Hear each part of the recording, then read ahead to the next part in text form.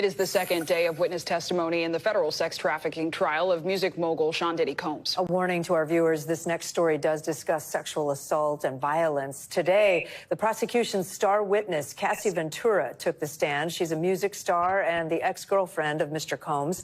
Combs is charged with sex trafficking, racketeering conspiracy, and transportation to engage in prostitution. He has pleaded not guilty. NBC News correspondent Rahima Ellis is outside that courthouse in New York City. So, Rahima, y'all like, share, subscribe, comment on the video, interact with the channel, man. We about to get into Cassie taking a stand in P. Diddy's trial.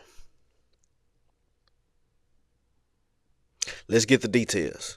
What is Cassie Ventura saying in today's testimony?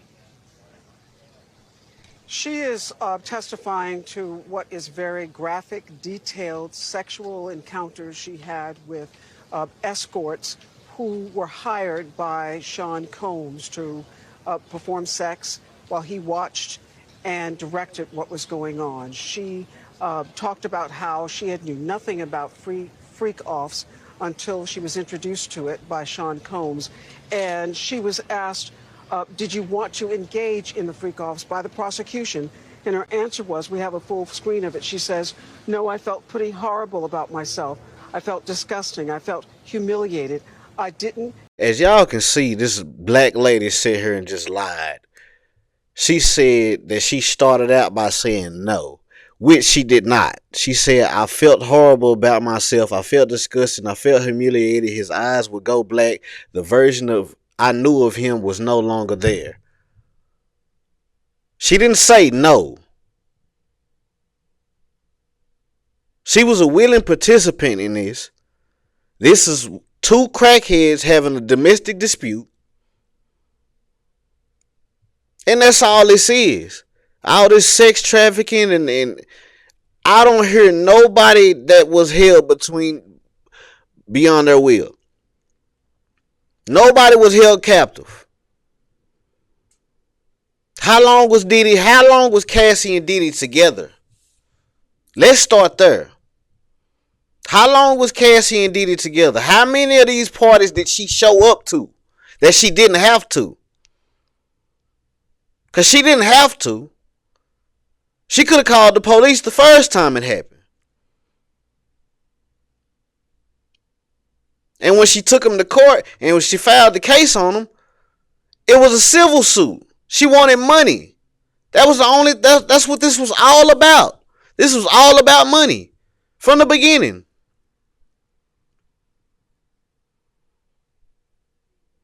So no, this woman is not a victim. The only thing she is a victim of is domestic violence. Have the words to show how horrible I felt. I couldn't talk to anybody about it. His eyes would go black. The version of I knew of him was no longer there. At moments, she wipes a tear from her eyes. She moves very uncomfortably in her chair. She is 8 months pregnant with her third child. And 8 months pregnant with her third child. And obviously she's married now. She found a clown to marry her. Because he is a clown. Like, you married a woman who her inside's been turned out. Inside out. And you sitting there in the courtroom listening to her explain how she got her insides toe inside out. Willingly. She wasn't forced to do any of this. I don't give a damn what nobody say. She talked about how she felt frightened at many times, that he controlled her life, her career, her life, her sex life, everything about her, she said, was controlled. Kate and Clay? And Rahima, who else have jurors heard from so far in the trial? She was controlled. Controlled by the drugs. Controlled by the money. You wasn't controlled by him. You wanted the lifestyle. She's supposed to be a artist, a singer or something, a rapper. I don't even know. I've never heard any of her music. How did she get rich? How did she meet Diddy? What went? Like, I don't know the details. I'm asking. I need more details to believe that you were scared. that you were in a bad situation. I need to know why at some point you didn't, at that time, not later on down the line when you filed the civil suit. At that time, I need to know why were you scared, and I need to know why were you with him that long, and what took so long for you to say something about any of this. They've also heard at the beginning of today and the trial that started yesterday, they also heard from a former escort who was hired again, and he talked about in graphic detail the kind of these sexual parties that they had that Sean Combs was directing and that he was watching.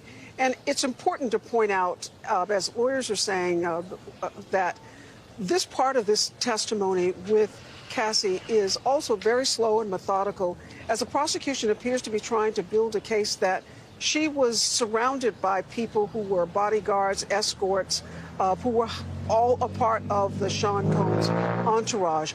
And they're attempting, it seems, to build a different narrative from what the defense said in their opening arguments. They said these alleged victims were all capable, strong adult women, and suggesting that they had the will to stay or go.